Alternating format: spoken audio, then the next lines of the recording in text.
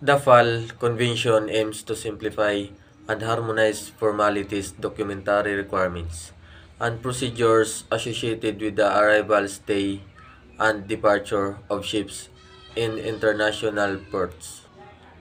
The key requirements: the standardization of forms. It provides standard forms for declaration including cargo, crew list, and ship details. Reduction of bureaucracy promotes efficient clearance procedure to minimize delays and administrative burden for the ships. Electronic submissions encourage the use of electronic data exchange to facilitate timely information flow.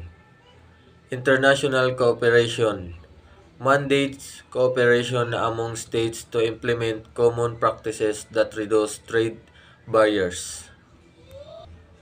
Relevance: by easing port of clearance processes, FAL 1965 promotes global trade and minimizes cost and time delays for ship operators.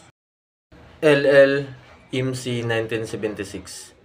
The LLMC 1976 established a framework for ship owners and other parts to limit their liability for maritime claims, this ensuring that potential financial losses remain predictable and manageable.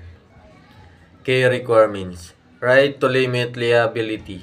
Ship owners, charterers, and operators can limit their liability for specified claims arising from operations such as property damage, personal injury, and environmental harm.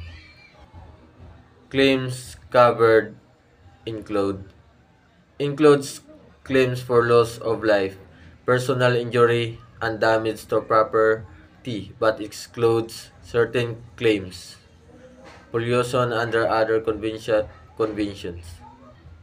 Limitation amounts: set liability limits based on the tonnage of the ship, with amounts perpendicularly updated by protocol. The 1996 protocol significantly increased limits. Global applications establishes uniform rules ensuring consistent application across satisfying states. Relevance: LLMC 1976 balances ship owners' liability and claims rights, fostering investment in shipping by reducing financial